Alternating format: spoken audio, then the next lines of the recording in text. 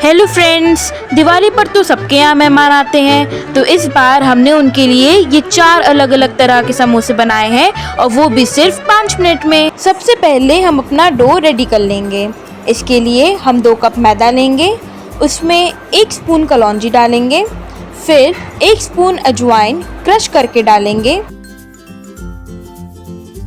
अब हम स्वाद अनुसार नमक डालेंगे और फिर रिफाइन ऑयल या घी डालकर उसे अच्छी तरह से मिक्स कर लेंगे।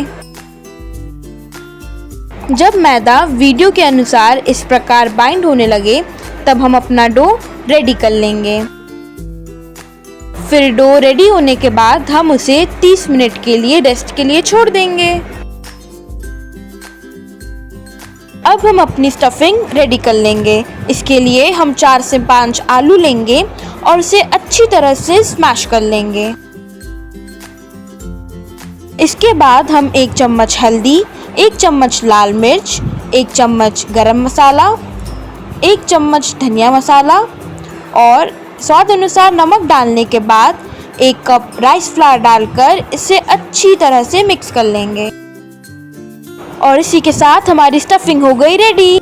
सबसे पहले हम समोसा पॉकेट्स बनाएंगे। इसके लिए हम अपने बनाए गए मैदे के डो से एक पेड़ा लेंगे, फिर उसके बाद उसे अच्छी तरह से वीडियो के अनुसार बेल लेंगे। ध्यान रखिएगा मैदे की शीट ना ज़्यादा पतली होनी चाहिए और ना ज़्यादा मोटी। अब हम अपनी बनाई गई हुई समोसे की स्टफिंग को अच्छी तरह से मैदे की शीट के ऊपर स्प्रेड कर लेंगे। आप चाहें तो फोर्क की भी हेल्प ले सकते हैं।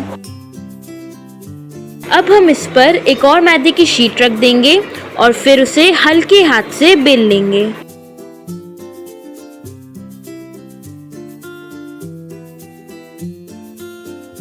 बेलने के बाद हम अपने मैदे की शीट को वीडियो के अनुसार चौकोर आकार में कट कर लेंगे। अब हम इस पर कुछ इस प्रकार से हॉरिजॉन्टल कट्स लगाएंगे और फिर हॉरिजॉन्टल कट्स के बाद इसमें वर्टिकल कट्स लगाएंगे।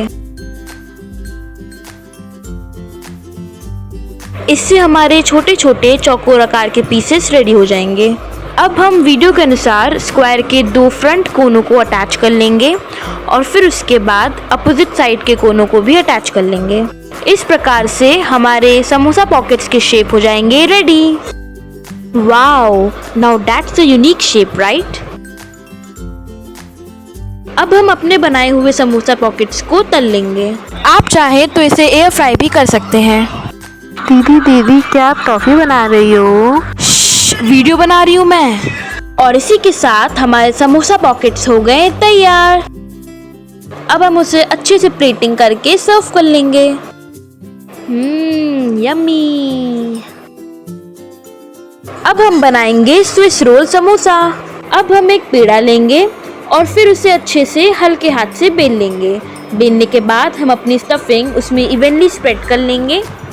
इसके बाद हम अपने मैदे की शीट को धीमे धीमे रोल कर लेंगे।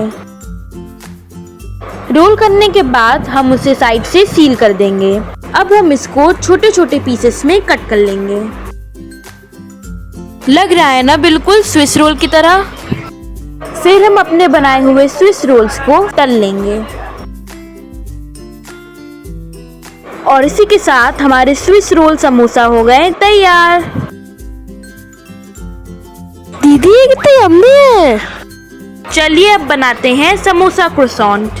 अब हम फिर से एक पेड़ा लेके उसे बेल लेंगे। बेलने के बाद हम अपने मैदे की शीट के बीचों बीच कोई गोल आकार का छोटा बर्तन रख देंगे और फिर अपनी बनाई हुई स्टफिंग को उसके चारों तरफ स्प्रेड कर लेंगे।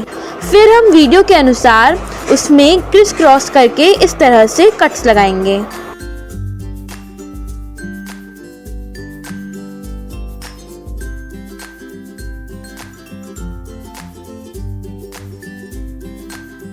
कट्स लगाने के बाद हम एक एक साइड से उसे धीमे धीमे रोल करेंगे और ये हमारे छोटे क्यूट क्रोसॉन्ट्स हो गए तैयार। इसी तरह से हम अपने सारे क्रोसॉन्ट्स को रेडी कर लेंगे।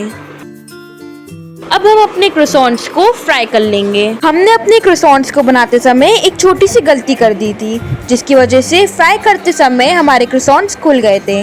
तो आप ध्यान रखिएगा कि मैदे की शीट को रोल करते समय आप उसमें मैदे की स्लरी लगाना ना भूलें। और इसी के साथ हमारे समोसा क्रोसॉन्ट्स हो गए रेडी। चलिए अब बनाते हैं समोसा ट्विस्टर्स। इसमें भी हम एक पेड़ा लेंगे और उसे अच्छे से बेल लेंगे। अब हम अपनी स्टफिंग को मैदे की शीट की हाफ साइड में इवनली स्प्रेड कर लेंगे। ध्यान रखिएगा कि एजेस पे स्टफिंग हमें नहीं लगानी है। इसके बाद हम अपने मैदे की स्लरी को मैदे की शीट के चारों तरफ लगा लेंगे। अब हम उसे वीडियो के अनुसार फोल्ड कर देंगे।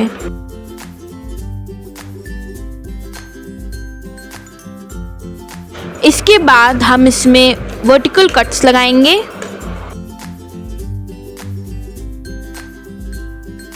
फिर हम वीडियो के अनुसार धीमे धीमे उसे ट्विस्ट कर लेंगे। और हमारे ट्विस्टर फ्राई होने के लिए रेडी। अब हम अपने बनाए हुए समोसा ट्विस्टर्स को फ्राई कर लेंगे। और इसी के साथ हमारे अमेजिंग समोसा ट्विस्टर्स हो गए रेडी।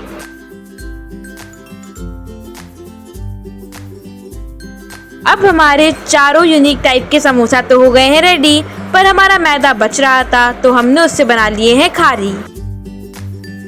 सबसे पहले हम अपना घोल रेडी कर लेंगे। इसके लिए हम 2 टीस्पून घी डालेंगे, 1 टीस्पून मैदा डालेंगे और फिर उसे अच्छे से मिक्स कर लेंगे।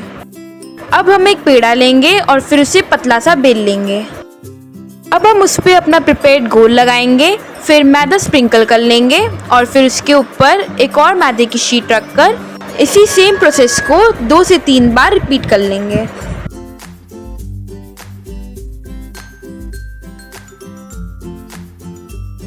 अब हम वीडियो के अनुसार उसे इस तरीके से फोल्ड करेंगे। फोल्ड करने के बाद हम उसे बेल लेंगे। फिर हम थोड़ा घी और मैदा लेके उसे इवनली स्प्रेड कर लेंगे और फिर वीडियो के अनुसार उसे फोल्ड कर लेंगे।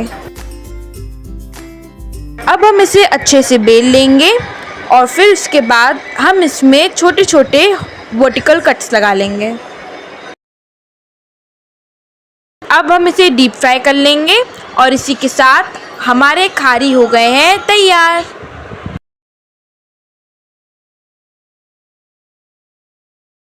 ये देखिए कितनी क्रिस्पी और क्रंची लग रहे हैं ना ये। क्या आपको इनकी लेयरिंग दिख रही है? ऐसी और वीडियोस के लिए हमें लाइक, सब्सक्राइब, शेयर और कमेंट ज़रूर करें।